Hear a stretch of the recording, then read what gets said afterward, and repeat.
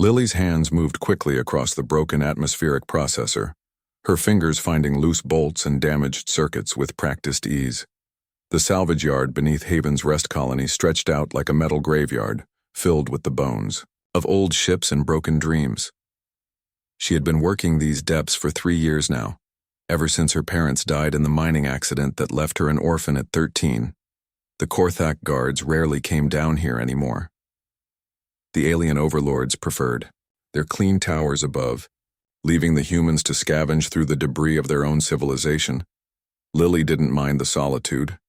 It gave her time to think and dream of better places beyond this dusty rock they called home.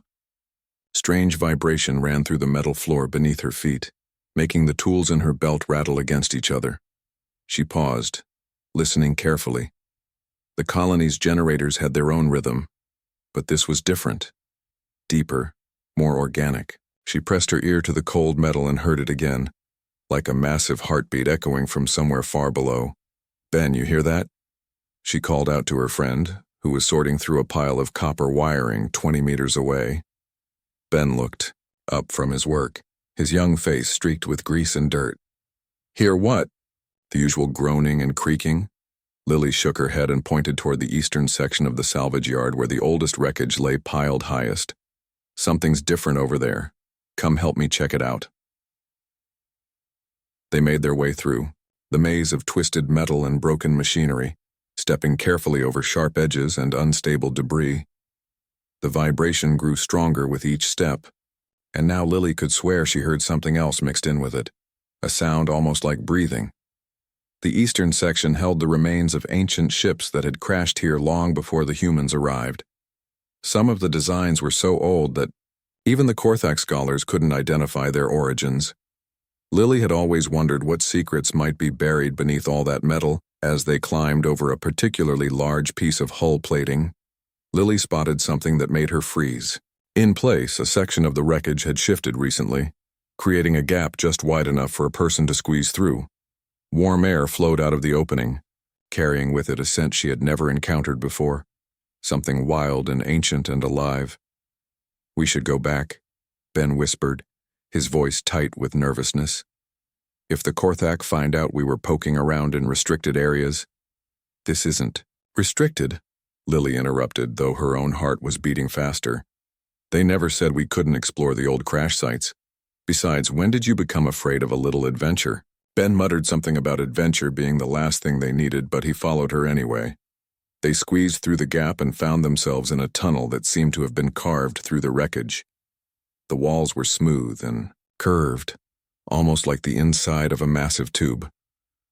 The air grew warmer as they descended, and a soft golden light began to glow from somewhere ahead. Lily's curiosity overcame her caution as she pressed forward, drawn by something she couldn't name. The tunnel opened into a vast chamber hollowed out beneath tons of crashed ships and debris. What she saw there stole her breath away. A creature of impossible size and beauty lay trapped beneath a web of fallen beams and twisted metal. Its scales shimmered like liquid starlight, shifting between deep purple and brilliant silver with each labored breath. Massive wings, torn and bloodied, were pinned beneath chunks of hull plating that must have weighed several tons. The creature's long neck was stretched across the chamber floor, its great head turned toward the entrance as if it had been waiting for someone to find it. "Is that?" Ben's voice came out as barely a whisper. "A dragon." Lily breathed, completing his thought. A real dragon. She had heard the stories, of course. Every human child grew up with tales of the starworms, the great dragons who could fly between worlds and bend reality to their will. But those were just legends. Fairy tales told by adults who missed the old days before the Korthak conquest. Everyone knew the dragons had been extinct for centuries. The creature's eyes opened, revealing pupils like liquid gold that seemed to hold the depth of space itself. Those ancient eyes focused on Lily with an intelligence that made her soul tremble, and suddenly a voice spoke inside her mind, not heard with her ears, but felt in every fiber of her being. "Help me, little one." The words carried such pain and desperate hope that Lily found herself stepping forward despite every instinct screaming at her to run. The dragon's mental voice was feminine, warm despite the agony threading through it. My name is Ember. I have been trapped here for so long, waiting for someone kind enough to listen. You're really talking to me, Lily whispered, her eyes wide with wonder. But how is that possible? The dragons are supposed to be dead? Extinct? The dragon's mental voice carried a bitter laugh. That is what the Korthak want everyone to believe. But we still live, hidden and imprisoned, unable to fulfill our purpose. Ben grabbed Lily's arm, his grip tight with fear. We have to go. The Korthak will be doing their evening patrol soon if they find us here with what? Lily shook off his grip. With a creature that needs our help? Look at her, Ben. She's been trapped here for who knows how long, probably in terrible pain. Listen to me carefully, child. Ember's voice grew more urgent. I am not the only one imprisoned. Here the Korthak have captured many of my kind over the centuries, keeping us weak and hidden. But something terrible is coming. Something that will destroy both your people and theirs if we cannot act. Lily moved closer to the dragon, studying the massive beams that held her pinned. The weight was enormous, but she could see that some of the support points were already weakened. If she could just find the right place to apply leverage, maybe redirect the load to different supports. What's coming? She asked while examining the wreckage. What are you so afraid of? The Devourers. Ember's mental voice grew dark with ancient terror. Entities from the void between galaxies that consume not just matter and energy, but existence itself. They return. Every 1,000 years, and the time of their awakening draws near. Ben was backing toward the tunnel entrance, his face pale. Lily, we really need to leave. This is way beyond anything we can handle. But Lily had already found what she was looking for, a crucial support beam that was cracked nearly through. If she could break it completely, the load would shift to a series of smaller debris pieces that might give way under the dragon's own strength. How long have you been waiting here? She asked as she examined the beam more closely. 57 years, 4 months, and 16 days, came the immediate reply. But who counts such things when hope seems lost? Well, your wait is over, Lily said with determination she didn't know she possessed. I'm going to get you out of here, child. You do not understand. The moment I am free, alarms will sound throughout the city. The Korthak will know that someone has awakened their greatest fear. Lily met the dragon's golden gaze with steady, so, then I guess we better make sure you're ready to fly when that happens. Why would you risk everything for a creature you just met? The question hung in the air between them, and Lily found herself thinking of all the times she had felt trapped, by circumstances, by the occupation, by the loss of her parents. Sometimes the only thing that kept despair away was the memory of small kindnesses, moments when someone had chosen to help rather than look away. Because everyone deserves a chance to be free, she said simply, and because something tells me the galaxy is going to need dragons again, then may the stars help us all. 3 hours had passed since Lily began her careful work on the support beams holding Ember. Trapped Ben had finally overcome his fear enough to help. Though he jumped at every small sound from above, they worked in near silence, communicating through gestures and whispered instructions while the dragon shared fragments of ancient knowledge through their mental connection. This coupling here is completely fused, Lily muttered as she tried to work a crowbar into a tight space between 2 massive metal plates. Ben, hand me that plasma cutter we found yesterday. Are you insane? Ben hissed. The noise will bring every Korthak guard in the colony down here. Ember's mental voice interrupted their debate. There is another way. Little ones, I can show you how to work with metal as our ancestors did, before your kind learned to fear the old arts. Lily felt a warm sensation flow through her mind, and suddenly she could see the molecular structure of the metal beam, as clearly as if she were looking at a diagram.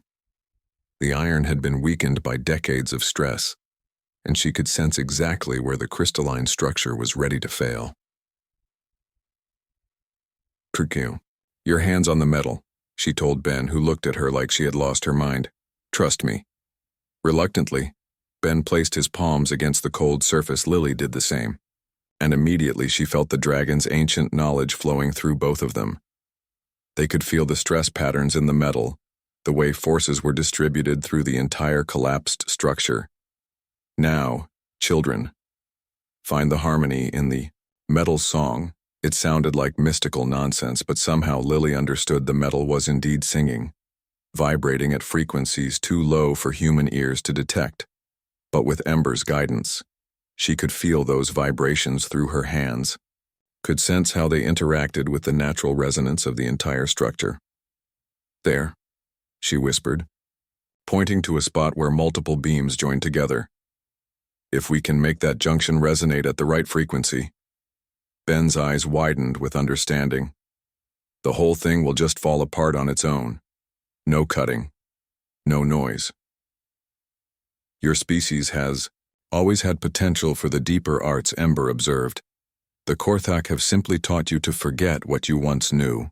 Working together, Lily and Ben began to tap out complex rhythms on different parts of the metal structure. The vibrations built upon each other, creating harmonics that traveled through the twisted wreckage like ripples in a pond. At first, nothing seemed to happen, but gradually the metal began to sing in response, a deep thrumming note that seemed to come from the bones of the earth itself. "It's working," Ben breathed in amazement as they watched stress cracks appear along the junction points. "The whole thing is just..." The structure collapsed inward with surprising gentleness, massive chunks of debris settling into new positions as if guided by invisible hands.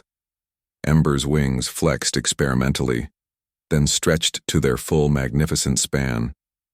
The dragon was free. "Now comes the difficult part," Ember warned as she slowly rose to her feet, her movement still stiff from long captivity. "The moment I take flight, every dormant system in this city will activate. The Korthak built this place on top of an ancient starworm roost, and our presence here will awaken technologies they no longer understand." "What kind of technologies?" Lily asked, though part of her already dreaded the answer. "Warning systems, defensive protocols, containment measures designed to prevent exactly what we are about to do." Ember's mental voice grew grim. "When the first Korthak conquered this world, they found a starworm nesting ground. Our ancestors fought to protect the dimensional barriers that keep the galaxy safe, but they were betrayed by those they trusted. The Korthak learned to use our own technology against us, trapping us in places like this where our power could not reach the void between stars."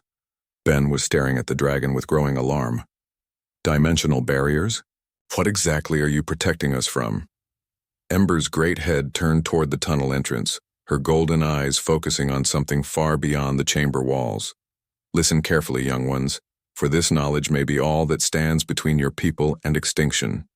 The universe is vast, but it is not empty.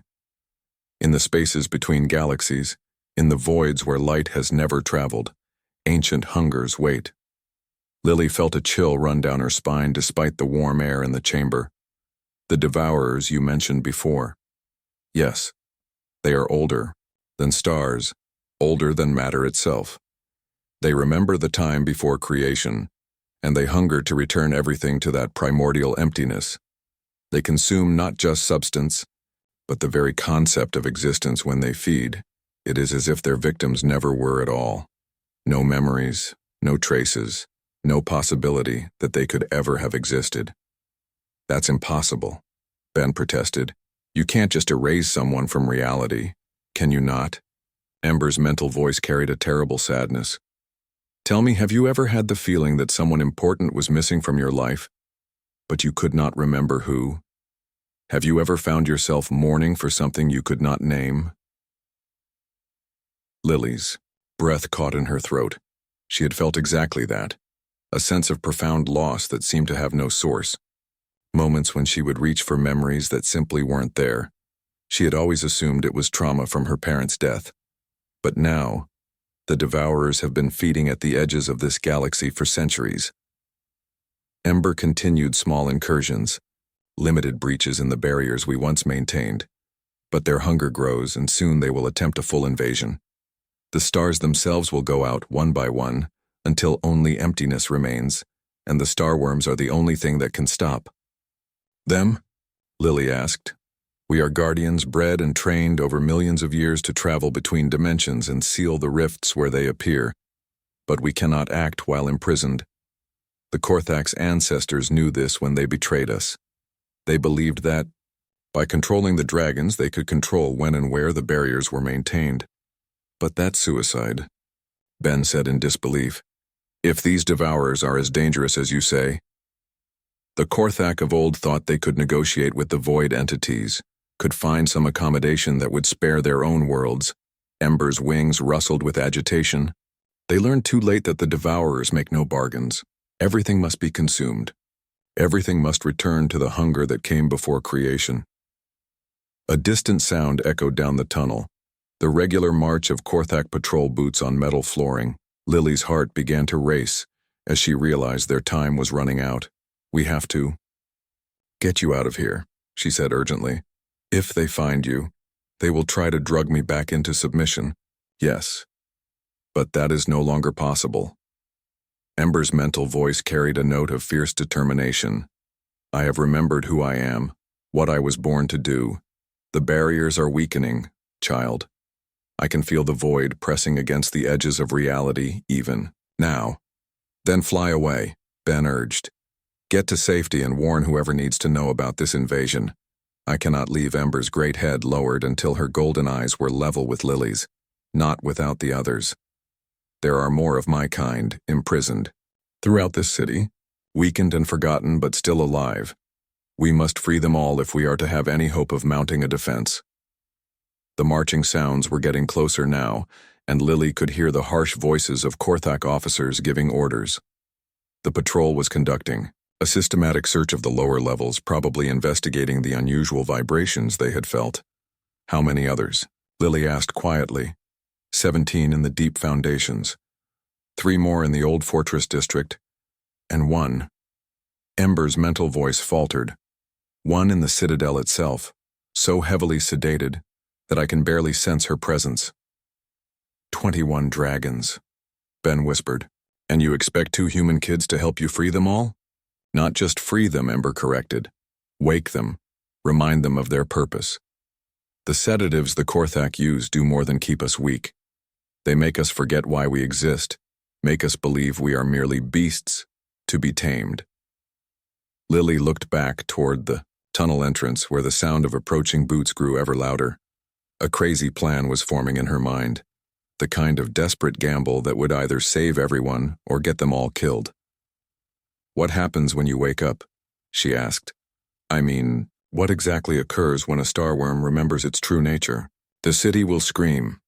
Ember replied simply. Every ancient system will activate at once, and the Korthak will finally understand what their ancestors did. The defensive measures will assume we are under attack, and in a sense, we are. The void presses, closer with each passing moment. Good, Lily said with grim determination. Then let's make sure they hear us roar. Child, you do not understand the forces you speak of unleashing. When the barriers weaken enough, when the dimensional fabric grows thin, the devourers will sense our activity. They will come. The patrol sounds had stopped just outside the tunnel entrance. Lily could hear low voices conferring, and she knew they had only minutes before discovery. Let them come, she said fiercely. Maybe it's time this galaxy stopped running from the dark. The first scream came from deep beneath the city, a sound that had nothing to do with vocal cords or lungs. It was the scream of ancient machinery suddenly flooding with power after decades of dormancy, circuits that had been waiting in darkness, finally receiving the signal they were designed to recognize. Ember spread her magnificent wings and took her first flight in over 50 years, rising through the chamber with grace that defied her enormous size. The moment her feet left the ground, every light in Haven's Rest colony began to flicker in a pattern that hurt to look at directly. What's happening? Ben shouted over the growing mechanical shriek that seemed to come from the walls themselves. The city remembers Ember's mental voice carried equal parts triumph and dread. For too long it has slept, but now it knows that starworms walk free once more. Lily pressed her hands against her ears as the screaming grew louder, punctuated by the crash of heavy doors slamming shut throughout the complex warning lights she had never seen before, strobed to life along the tunnel walls, casting everything in alternating red and yellow. The very air seemed to vibrate with barely contained energy. Above them, alarms began wailing throughout the colony. Not the familiar evacuation signals they all knew, but something older and more desperate. The sound carried harmonics that made her teeth ache and her bones feel like they were trying to crawl out of her skin. "We must move quickly now," Ember urged as she landed near the tunnel entrance. "The awakening will bring the Korthak in force, but it will also alert my imprisoned brothers and sisters. They will be fighting the sedatives, trying to remember who they are." The sound of running feet echoed down from the surface levels, along with shouted orders in the harsh Korthak language. Mixed in with the alien voices, Lily could hear human colonists crying out in confusion and fear as systems they had never seen before came to life around them. "The nearest prison is in the old foundry district," she said, her mind racing through everything she knew about the colony's layout. "But the streets will be crawling with guards by now." There are other ways. Ember's eyes gleamed with ancient knowledge. This city was built on the bones of a starworm roost. The old tunnels still exist, hidden beneath the newer construction. A new sound joined the mechanical screaming, a deep, rhythmic pulsing that seemed to come from the planet's core itself. It was felt more than heard, a vibration that made the salvage debris around them shift and settle with each beat. "That's not machinery," Ben said with growing alarm. "That sounds almost like a heartbeat." Ember finished his thought. The city's heart, sleeping for so long that even the Korthak forgot it was there. But a starworm roost is more than just buildings and tunnels. It is a living thing, grown rather than built. The pulsing grew stronger, and with it came a change in the air itself.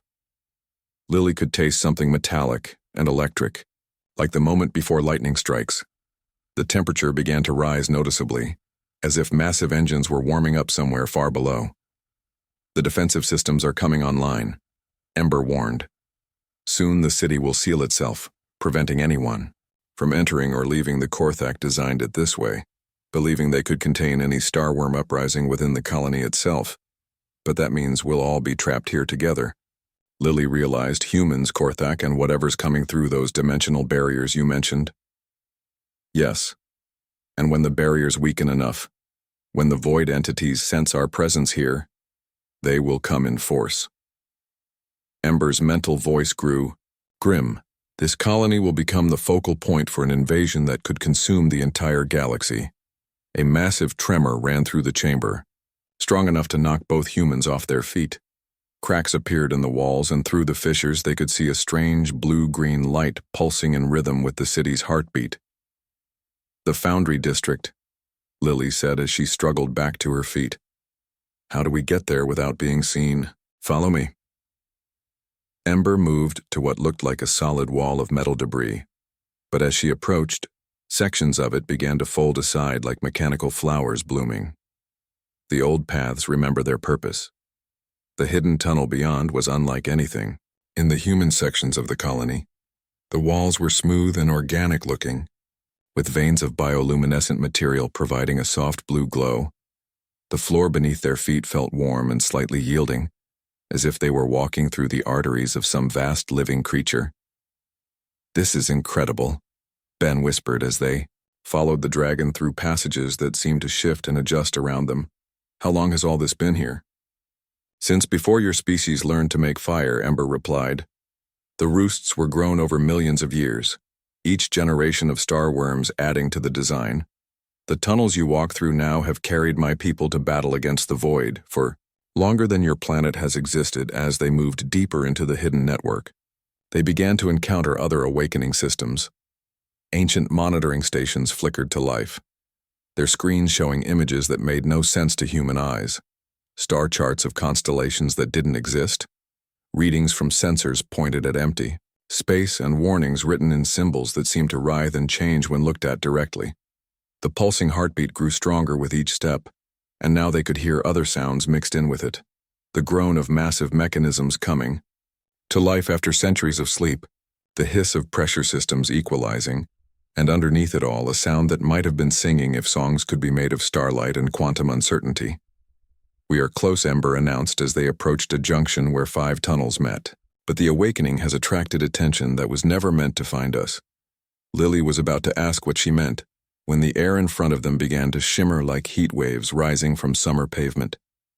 The distortion grew larger and more pronounced, until it looked like someone had torn a hole in reality itself. Through the gap, she could see absolutely nothing, not darkness, but the complete absence of anything that could be called existence. Is that? Ben's voice came out as barely a whisper. A minor breach, Ember confirmed with terrible calm. The barriers have weakened enough for them to probe our dimension. They cannot fully manifest yet, but they can sense our presence now. Something moved in, the nothingness beyond the tier.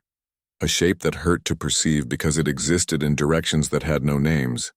The temperature around them dropped suddenly, and frost began forming on the tunnel walls despite the warm air from the city's awakening systems. Do not look directly at it, Ember warned urgently. To see them fully is to invite them into your mind, and once they are there, the thing in the void turned what might have been attention toward their hiding place, and Lily felt a sensation like ice water flooding through her veins. All her memories of warmth and light and happiness began to fade, becoming dim and distant, as if they belonged to someone else entirely. Ben grabbed her arm and shook her hard. Lily! Don't listen to it. Whatever it's trying to make you forget, fight back. With tremendous effort, she tore her gaze away from the breach. The moment she stopped looking, the creeping emptiness in her mind began to recede, but she could still feel it there at the edges of her consciousness, waiting patiently for her guard to drop. It is gone for now, Ember said as the tier in reality sealed itself with a sound like the universe sighing.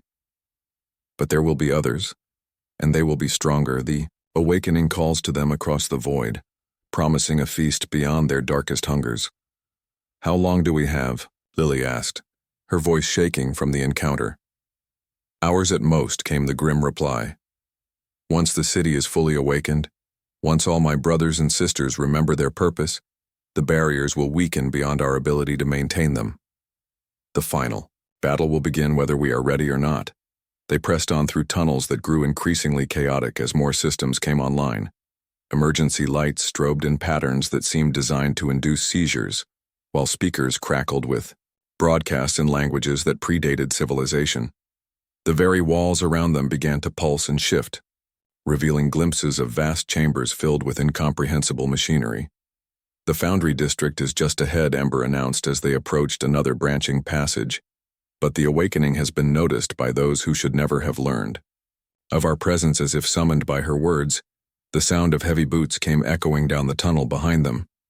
But these weren't the measured steps of Korthak guards. These footsteps had an odd rhythm, as if the beings making them no longer quite remembered how walking was supposed to work. What happened to them? Ben asked in horror as they caught a glimpse of their pursuers. The Korthak soldiers following them moved with jerky, unnatural motions. Their eyes had turned completely black, and frost covered their armor despite the warm air. When they spoke, it was in unison, their voices carrying harmonics that belonged to the void between galaxies. The Devourers cannot yet manifest physically, Ember explained as they quickened their pace. But they can inhabit minds that have been weakened by exposure to their influence. Those soldiers looked into a breach, and now they serve a different master. The Foundry District lay ahead, its massive doors sealed with warning symbols that seemed to burn the air around them. But even through the heavy barriers, they could hear something stirring within, a deep, resonant call that spoke directly to the soul. One of my brothers wakes, Ember said with fierce joy. The sedatives lose their power when the city remembers its purpose. Soon we will have the strength to face what comes behind them. The possessed Korthak soldiers began to run, their movements becoming more fluid and predatory with each step. The hunt for the awakened dragon and her human allies had begun. The Foundry District's massive doors responded to Ember's presence like flowers turning toward sunlight. Ancient mechanisms groaned.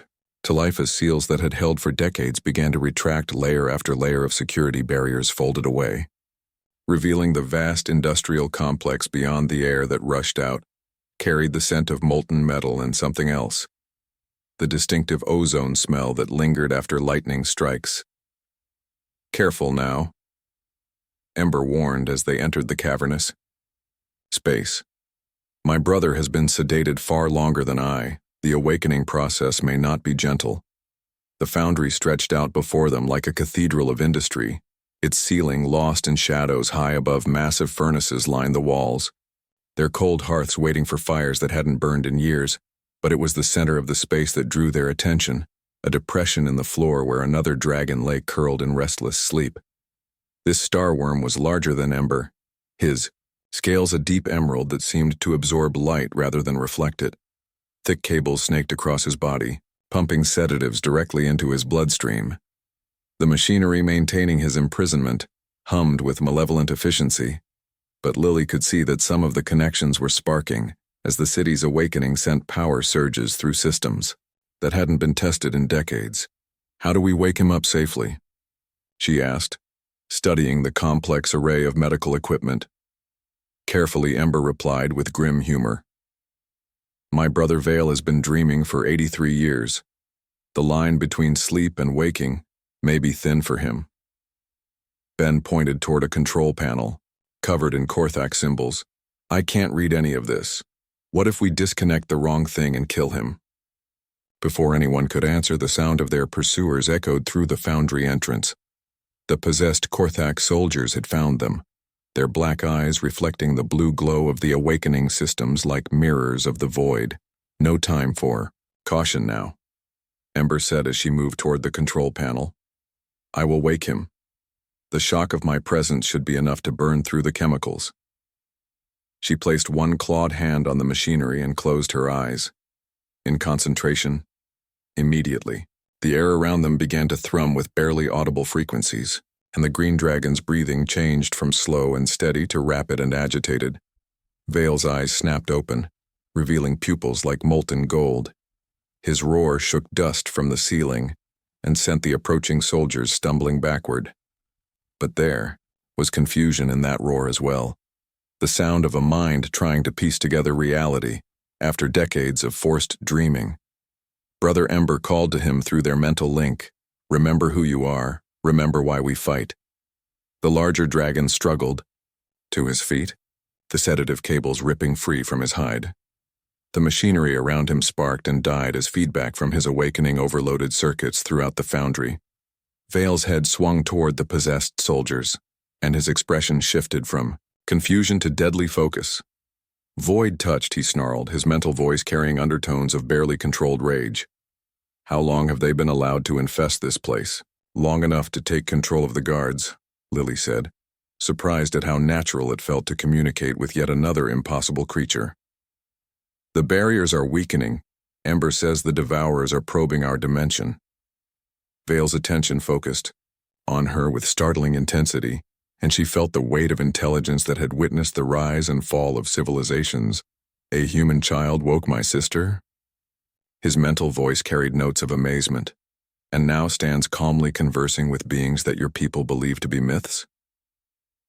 "Your people saved my life when I was lost in the void between jobs," Lily replied with simple honesty. It seemed only fair to return the favor. The possessed soldiers had regrouped and were advancing again, but their movements had changed. They no longer walked like bipedal creatures. Instead, they skittered across the floor with insect-like motions that belonged to geometries that didn't exist in normal space. The void corruption spreads quickly. Once established, Vale observed as he stretched his wings experimentally. These soldiers are becoming something else entirely. Ember positioned herself between the approaching threats and the humans. "We need to reach the others quickly. Every moment. We delay gives the Devourers more time to establish footholds in our reality." But before they could move, a new voice echoed through the foundry. Not the harsh consonants of Korthak speech, but something that carried authority, despite its alien cadence. "Stand down, creatures."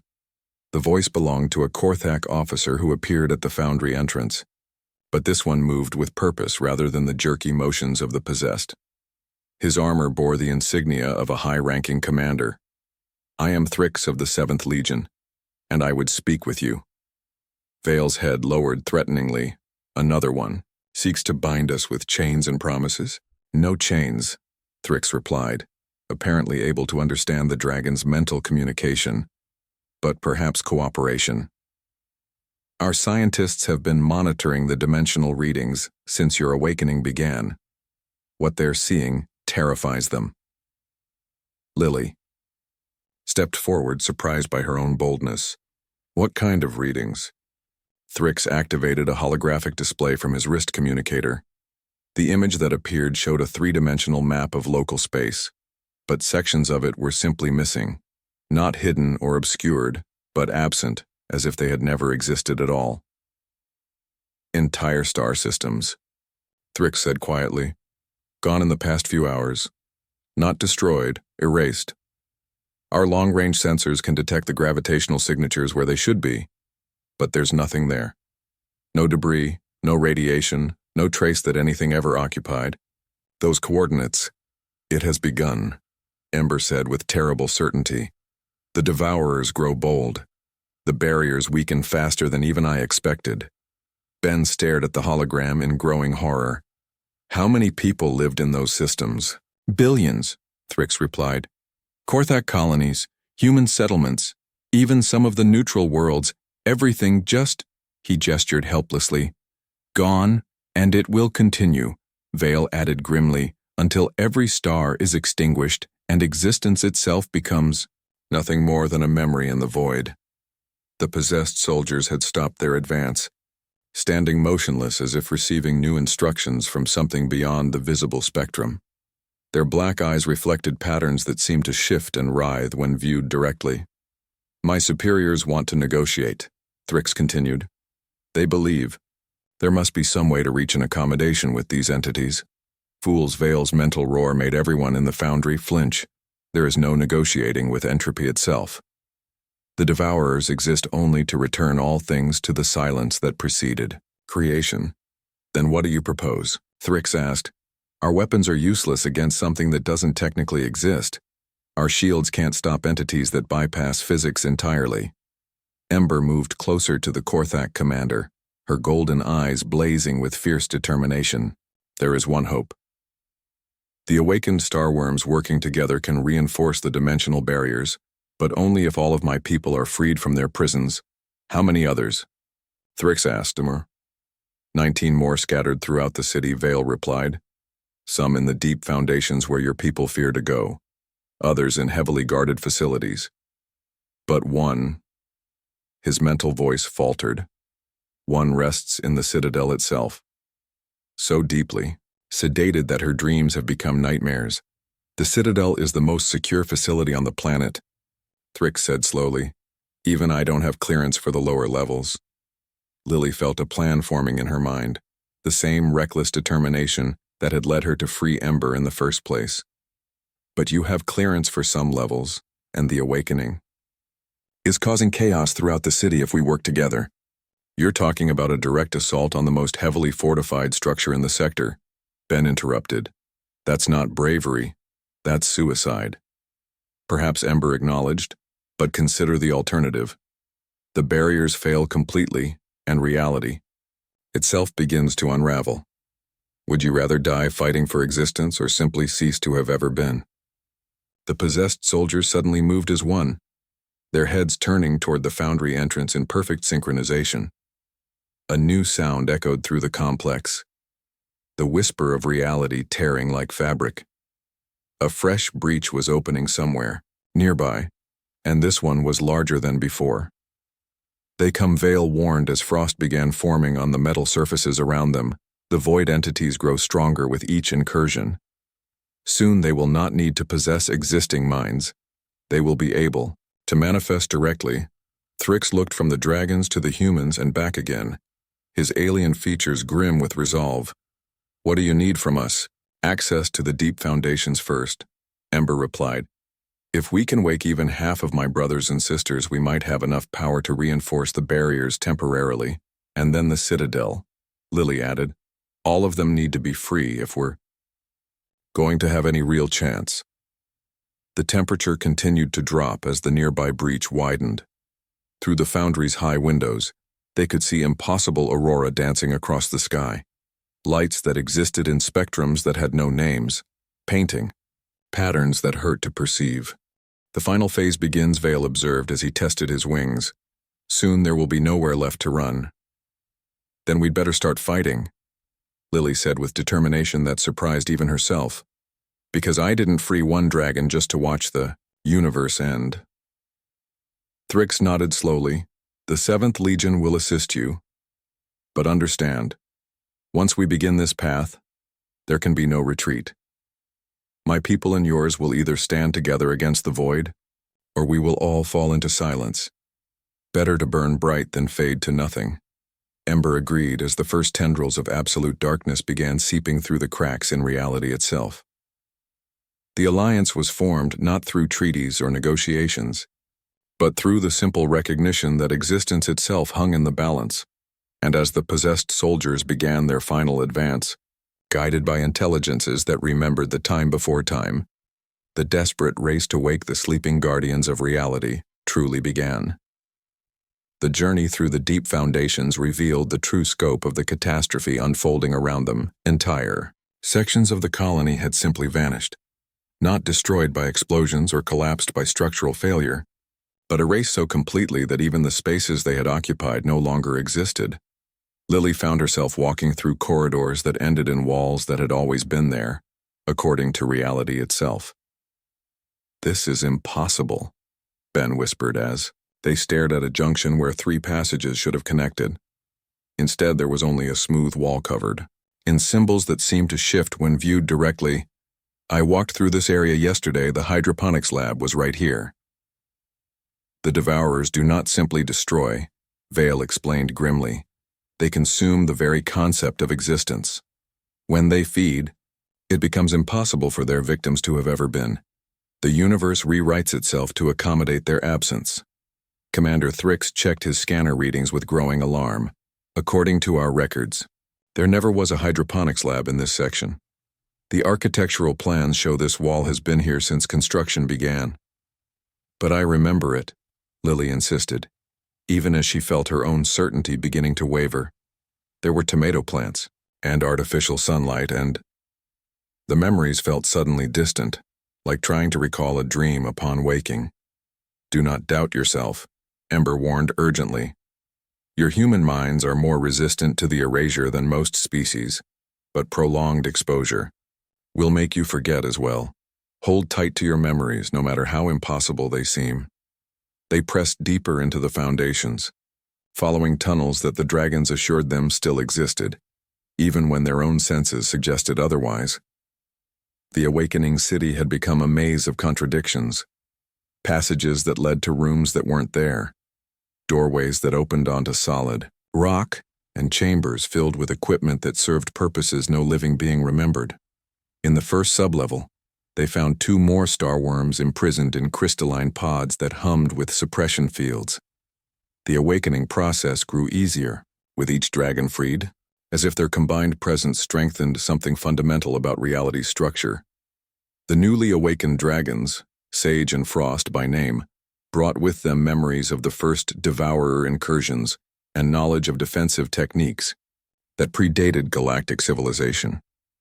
"The barriers weaken faster than ever before," Sage reported, her silver scales rippling with distress. "Something has changed since our last imprisonment. The void entities have learned new methods of erosion."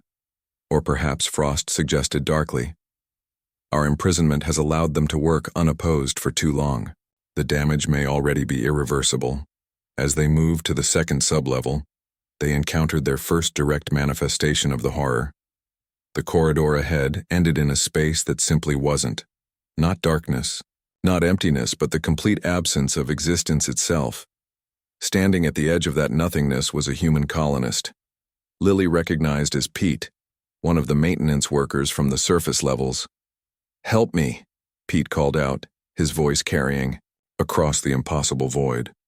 "I can't remember how to get back. The walls keep moving and my home isn't where I left it." Ben started forward, but Thrix caught his arm. "Look at his feet," the Korthak commander said quietly. Pete was standing on nothing at all, his boots planted firmly on absence itself. Behind him, more figures could be seen moving through the non-space, humans and Korthak alike. all looking confused and lost as they wandered through a realm where the concept of location had no meaning. "He has been partially consumed," Ember explained with terrible gentleness. "Caught in the transition between existence and void, he remembers being real, but reality no longer has a place for him." "Can we help him?" Lily asked, though something deep inside already knew the answer. To enter that space would be to join him. Vale replied, and to bring him back would require rewriting the fundamental laws of existence itself. Pete seemed to hear their conversation and turned toward them with desperate hope. "Please, I just want to go home. I can't remember where it is, but I know it must be somewhere." Lily felt tears streaming down her face as they were forced to leave Pete behind, trapped forever in a space between being and non-being. The horror of it was not just his fate, but the knowledge that soon there might be no difference between his state and that of everyone else in the universe. The third sublevel held 6 more dragons, but the liberation process was complicated by the presence of void-touched Korthak guards. These weren't the possessed soldiers they had encountered before. These beings had been so thoroughly corrupted that they existed in several dimensions. Simultaneously, their attacks came from directions that didn't exist, and their weapons fired projectiles made of crystallized emptiness. Combat formations Vale commanded, as reality warped around the approaching enemies. "Remember your training. Fight not where they are, but where they will be when causality catches up with them." The battle that followed defied every law of physics Lily had ever learned. The dragons moved through space like living equations, their attacks targeting probability itself, rather than physical locations. Thrix and his remaining loyal soldiers fired weapons that shot bullets of concentrated existence, each projectile carrying enough reality to temporarily stabilize the areas where it struck. But for every enemy they destroyed, 2 more seemed to emerge from the cracks in space itself. The void-touched multiplied not through reproduction, but through division, each death spawning fragments that remembered how to be hostile even if they forgot everything else.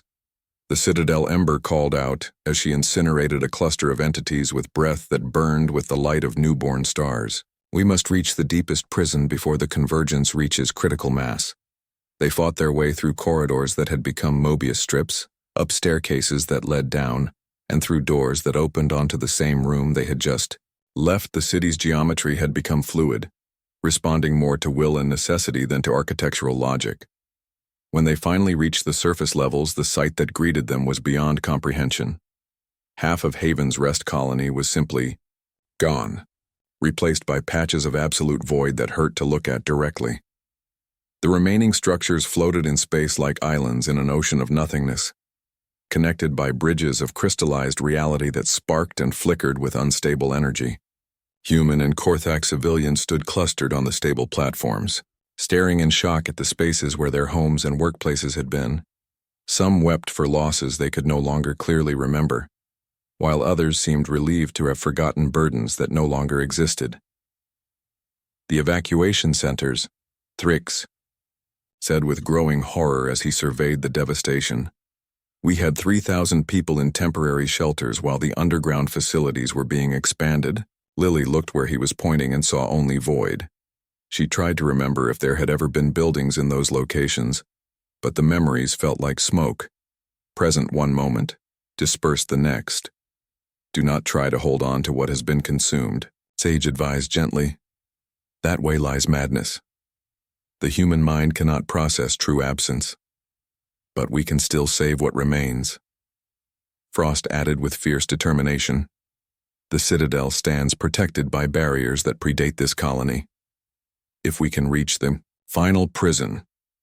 A new sound interrupted her words, not the mechanical screaming of awakening systems or the whisper of reality tearing, but something far worse. It was the sound of nothing at all, spreading like ripples through existence itself. Where the silence touched, color drained from the world, leaving behind landscapes rendered in shades of gray that had no names. "The convergence," Point Vale said with terrible understanding. "They have established a permanent breach. The final phase begins now." Above them, the sky itself began to unravel. Stars went out one by one, not exploding or collapsing, but simply ceasing to have ever existed. The familiar constellations that had guided travelers for millennia dissolved into patterns that made no sense, then into random points of light, then into nothing at all. The Citadel Ember repeated urgently. Whatever hope remains lies in the deep prison. We must reach her before... She never finished the sentence because at that moment, the silence reached them. The awful quiet of absolute void washed over the group like a wave, and for a terrifying instant, Lily felt herself beginning to forget not just her memories but her very sense of existing at all. Only the combined will of the awakened dragons held them together, their ancient power creating a bubble of stubborn reality in an ocean of encroaching nothingness. And in that bubble, racing against the dissolution of everything they had ever known, the desperate final mission to the Citadel began. The Citadel stood like a defiant mountain against the encroaching void, its ancient walls blazing with protective energies that predated both human and Korthak civilizations, built from materials that existed in 7 dimensions simultaneously. It was one of the few structures that the Devourers could not simply erase from reality. Getting inside, however, proved to be another challenge entirely. The entrance was guarded not by soldiers, but by the fundamental laws of physics themselves. Anyone approaching without proper authorization would find themselves walking in circles, taking steps that led nowhere, or discovering that the distance to the door increased with each movement forward. The final prison lies at the Citadel's heart, Ember explained as they gathered in the shadow of the impossible structure. But reaching it will require passing through layers of reality that were designed to contain beings like us. How do we get past defenses that warp space itself? Ben asked, staring up at walls that seemed to stretch infinitely upward despite being clearly visible from top to bottom.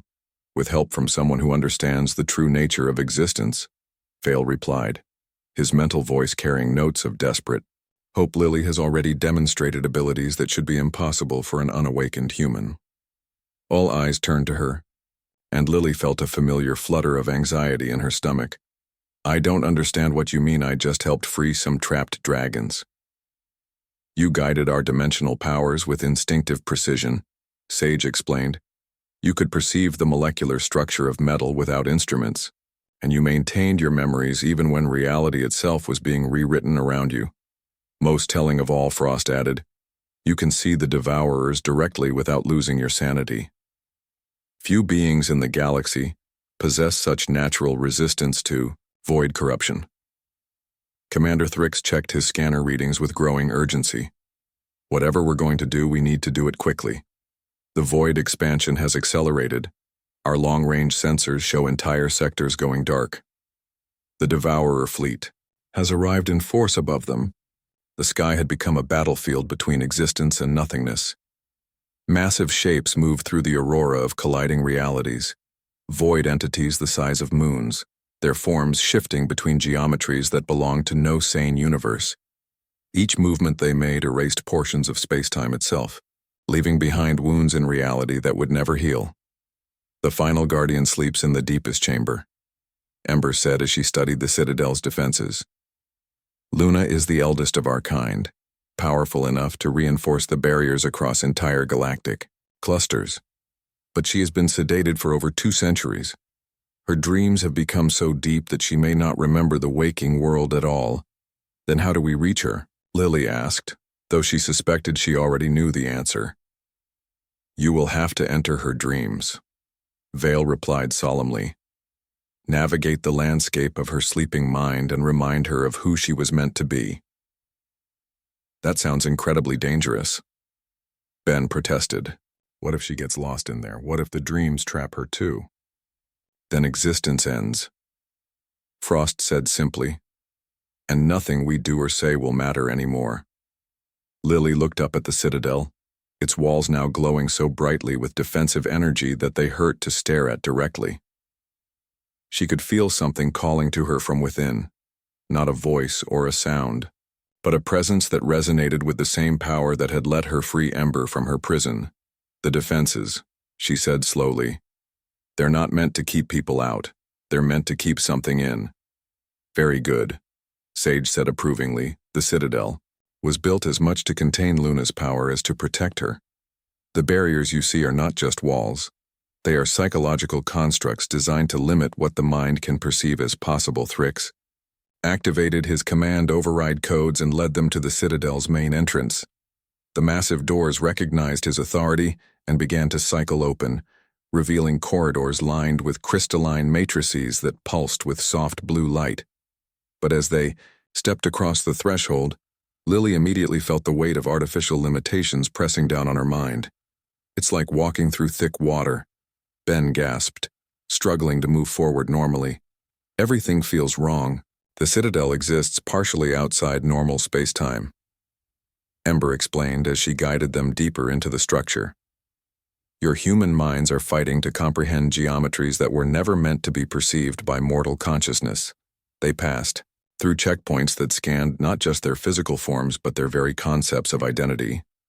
Libraries lined the walls, filled with books that contained the collected memories of extinct civilizations. Observatory windows showed views of star systems that existed only in potential, waiting for someone to decide whether they should be real. But it was the garden level that truly challenged their sanity. Here, in vast domed chambers, impossible plants grew in soil made from crystallized time.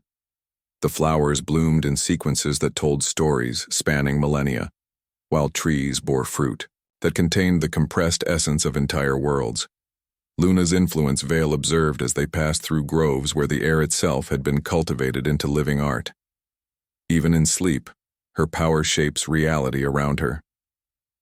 At the center of the garden level, they found the entrance to the deep chambers. A spiral staircase descended into depths that seemed to exist more in concept than in physical space.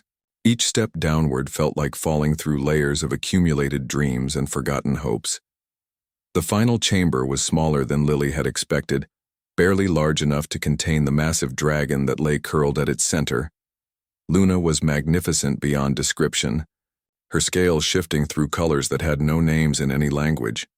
Her breathing was so slow and deep that each exhalation seemed to last for hours. Tubes and cables connected her to monitoring equipment that filled most of the remaining space. But this technology was far more advanced than anything they had seen before. Some of the machines appeared to be made of crystallized mathematics, while others consisted of pure probability given physical form. "She dreams of the first void incursion," Ember said softly as she approached her ancient sister.